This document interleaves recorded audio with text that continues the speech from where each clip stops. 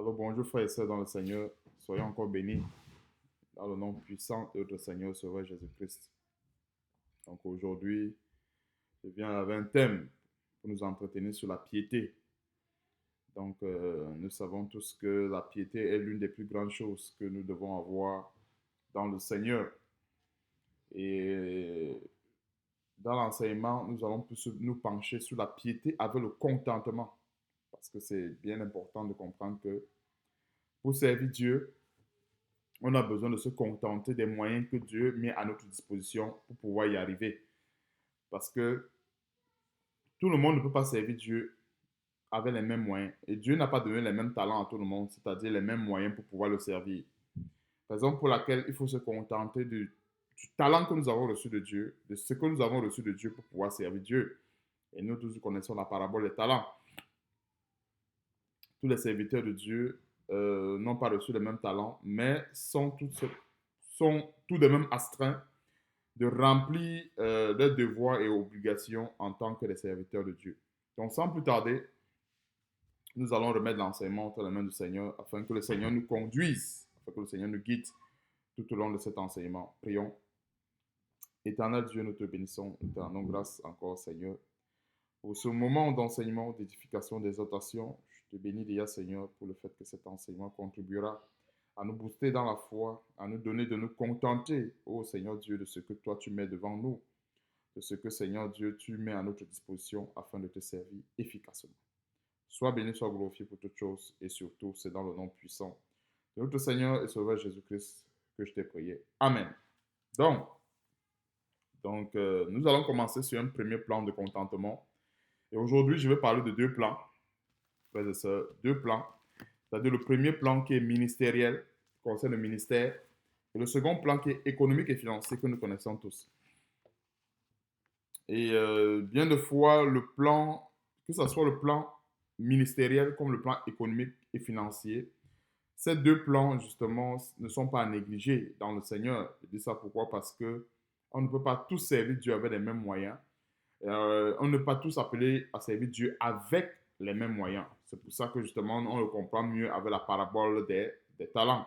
D'autres ont reçu 10, tandis que d'autres ont reçu, d'autres ont reçu 5, autant pour moi, tandis qu'il y a même d'autres qui ont reçu un. Ça, c'est l'image des moyens que Dieu met à notre disposition pour le servir. Alors, ce n'est pas parce que quelqu'un a reçu un qu'il va avoir une excuse de ne pas le faire. Parce que nous voyons un peu. Avec ce un talent que Dieu lui a donné, Dieu attend des résultats. Si celui qui a reçu 2, 3, 4, 5, Dieu attend des résultats avec ces talents que Dieu lui a donnés. Donc, sans plus tarder, frères et sœurs, allons dans Genèse 22, versets 1 à 2. Genèse 22. Pour mieux comprendre justement le fondement des Écritures, on n'a pas très souvent le choix de rentrer au commencement. C'est au commencement que tout a été établi. C'est au commencement que la foi a été fondée, notre foi en Jésus-Christ. Donc, Genèse 22, frères et sœurs, versets 1 à 2. Après ces choses, Dieu mit Abraham à l'épreuve et lui dit, Abraham, et il répondit, me voici. Dieu dit, prends ton fils, ton unique. Encore, il y a un bon détail, ton unique.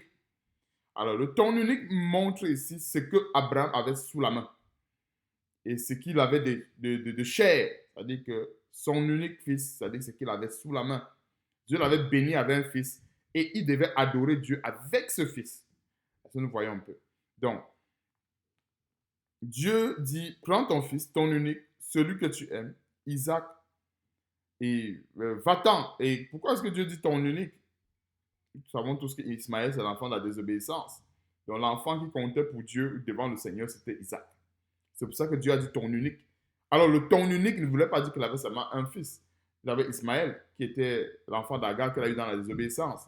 Donc, le ton unique ici représente le moyen que Dieu nous donne pour pouvoir l'adorer. Le véritable moyen. Aujourd'hui, dans le siècle présent, on ne peut pas adorer Dieu avec toutes choses. C'est clair. C'est pour ça qu'on est obligé de sélectionner. Parce que nous comprenons un peu, on ne peut pas adorer Dieu avec toutes choses. Nous avons plein de choses qui existent. Mais pour adorer Dieu, il faut que nous adorons dans sa volonté avec ce qui oui, ce qui rentre dans la volonté de Dieu. Et Isaac est l'image représentative de tout ce qui rentre dans la volonté de Dieu. Dieu pouvait aussi dire que va sacrifier Ismaël, mais pourquoi est-ce qu'il n'a pas demandé à Dieu, pourquoi est-ce que Dieu n'a pas demandé à Abraham d'aller sacrifier Ismaël, et pourtant Ismaël était son enfant. Mais il a demandé d'aller justement l'adorer, c'est ça l'expression, l'adorer avec Isaac.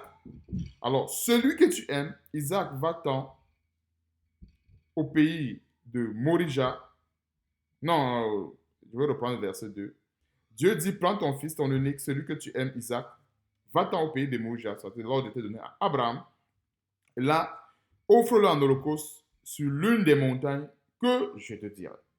Donc, voici déjà un premier élément où nous voyons comment est-ce que nous voyons quelque part le contentement. Tout ce que Dieu lui a donné, tout ce qu'il a eu à rechercher, Dieu dit, va me l'offrir en sacrifice.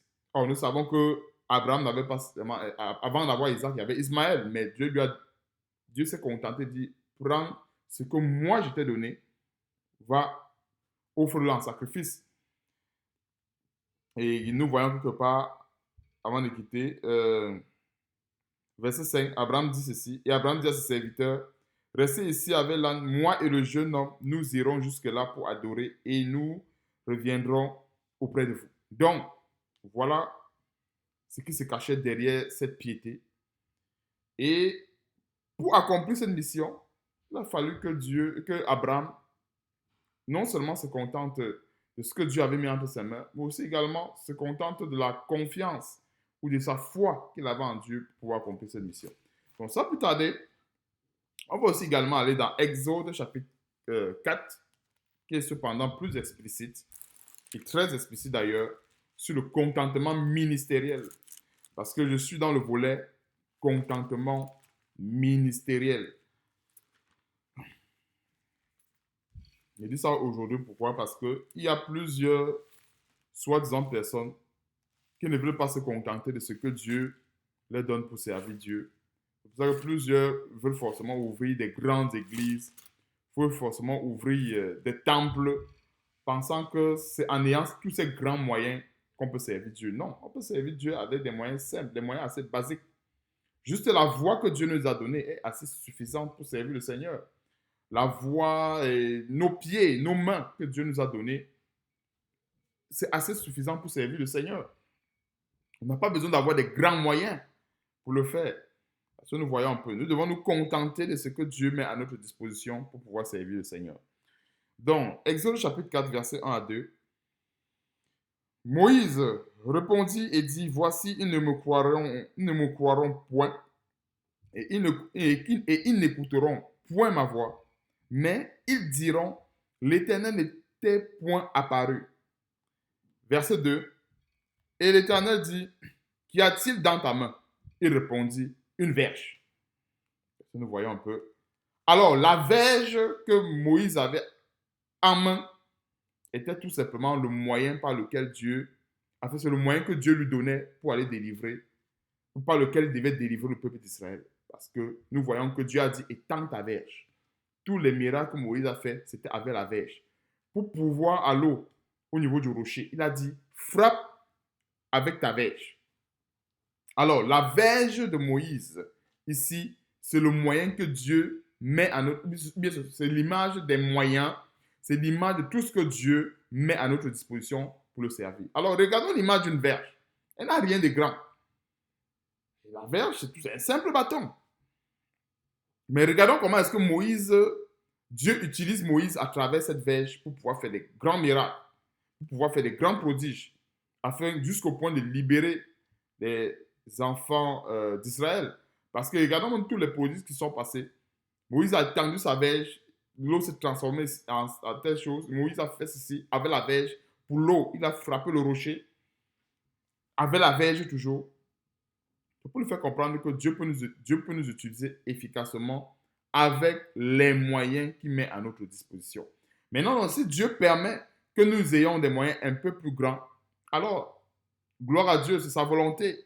Si nous comprenons un peu, ça c'est aussi quelque part ce que j'appelle le contentement ministériel. Parce que Si on regarde même les qualifications d'un évêque, la Bible dit qu'un évêque doit pouvoir tenir ses enfants, sa maison dans la soumission.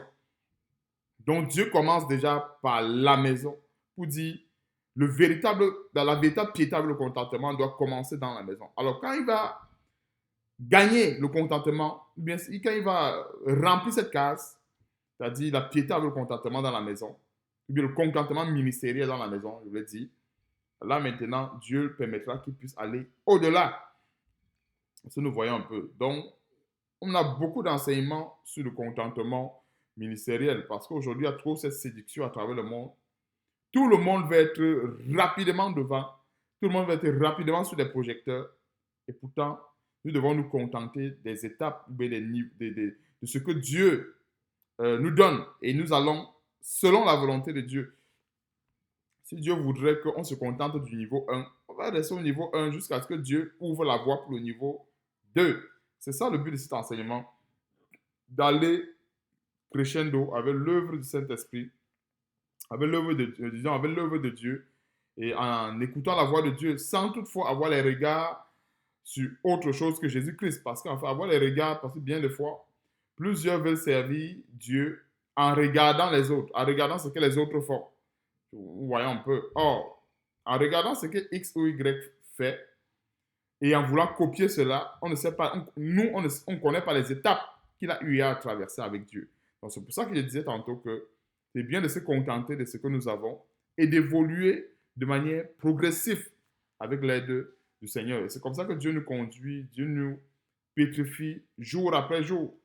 Pourquoi? Parce que, en admettant une personne qui veut directement servir Dieu au niveau 10 et pourtant il n'a pas maîtrisé les autres leçons, il va arriver au niveau 10 et il va s'embourber. C'est clair, parce que Dieu a voulu qu'il passe de la première étape à la deuxième, à la troisième, et ainsi de suite. Donc, c'est bien important que nous comprenions le contentement ministériel. Donc, on va aussi également aller dans 1 Roi chapitre 17. J'essaie de faire des brefs résumés à cause des contraintes de temps. 1 Roi chapitre 17. Avoir un bon contentement ministériel. Et on va voir cet exemple de la veuve de Sarepta qui est très souvent tordue et beaucoup des oiseleurs aiment escroquer avec l'histoire de la veuve de Sarepta. Mais nous allons comprendre une grande leçon en ce qui concerne le contentement ministériel. Très grande leçon.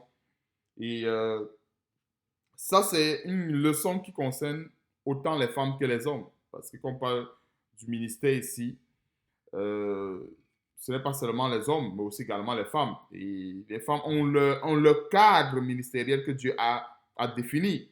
C'est-à-dire que ce n'est pas le ministère d'autorité, mais elles ont le cadre. S'occuper de la famille, s'occuper des enfants, et dans les bonnes œuvres, ainsi de suite. Voilà le cadre que Dieu les a donné pour servir Dieu. Donc, verset 8, 1 Roi chapitre 17, verset 8. Alors la parole de l'Éternel lui fut adressée en ces mots. Lève-toi, va à Sarepta, qui appartient à Sidon, et demeure là. Voici, j'y ai ordonné à une femme veuve de te nourrir.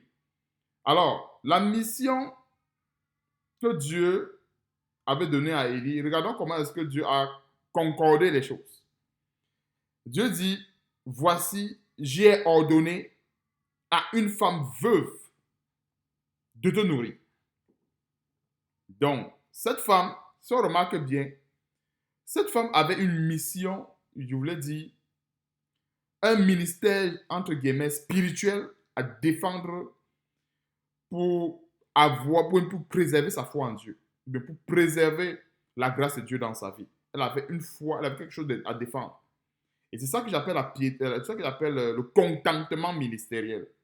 Parce que quand on va continuer plus en profondeur, on va voir que cet ordre que Dieu a donné à cette femme est aussi, on peut le comprendre aujourd'hui, à l'ordre que nous avons dans la parole de Dieu, d'œuvrer dans les bonnes choses, l'œuvre que nous avons dans la parole de Dieu, d'assister toute personne qui est en détresse.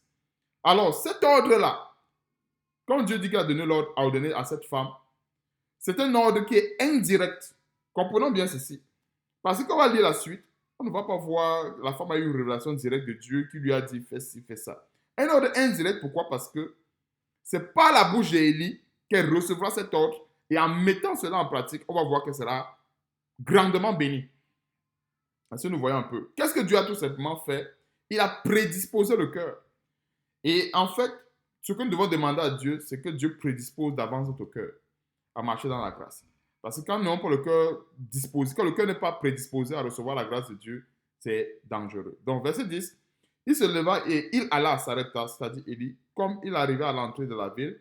Voici, il y avait là une femme veuve qui ramassait du bois. Il appela et dit, va me chercher, je te prie, un peu d'eau dans un vase afin que je boive. Remarquons bien ceci au verset 11.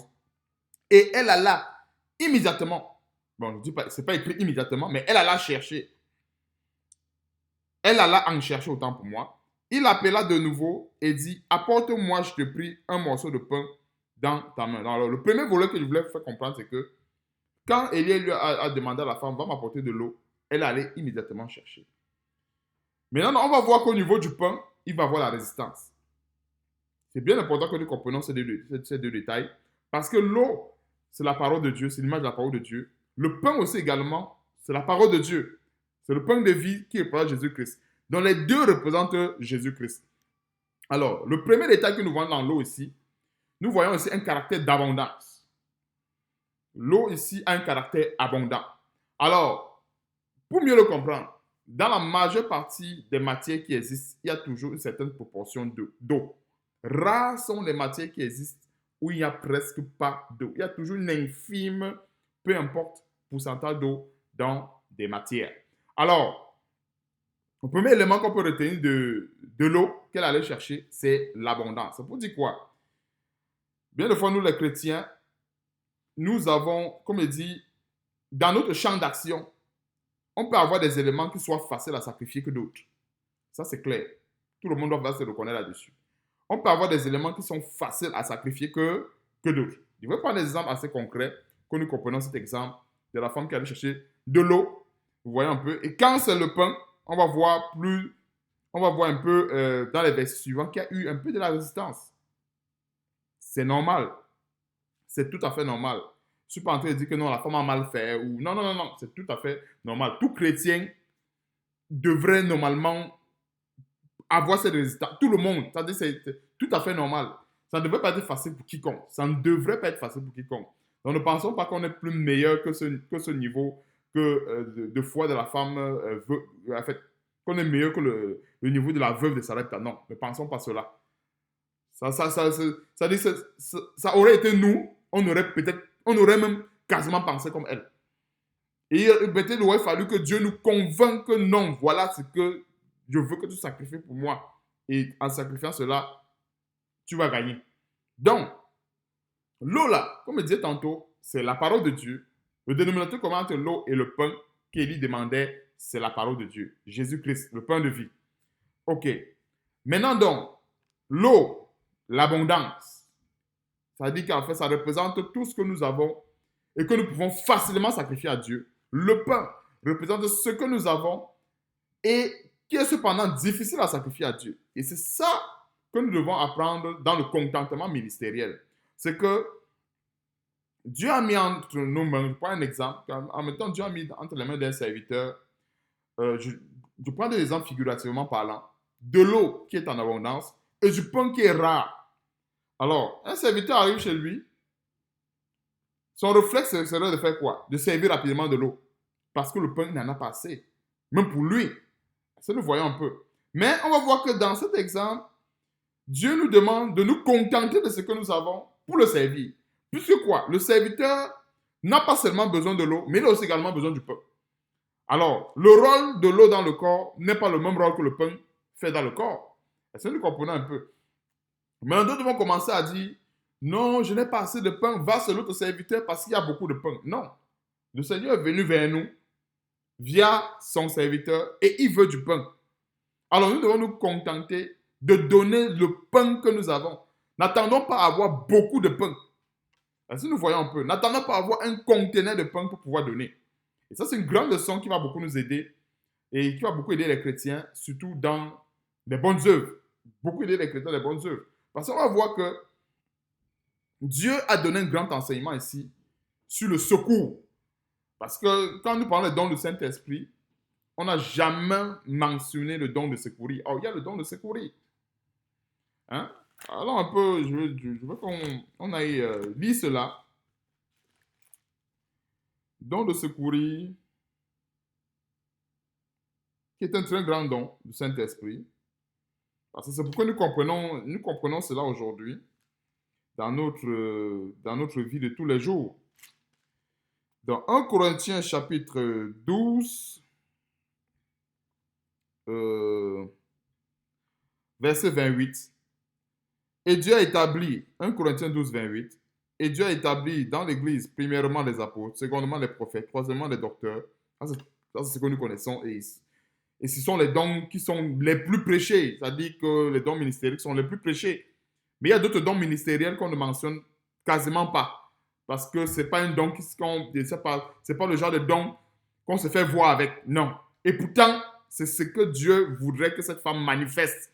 Et c'est ce que Dieu voudrait que chaque chrétien manifeste. C'est un don ministériel. Vous voyez un peu? C'est un don ministériel. Quelqu'un peut... Tu vois quelqu'un qui manque du pain, du vêtement, et que tu en as un peu, partage avec cette personne.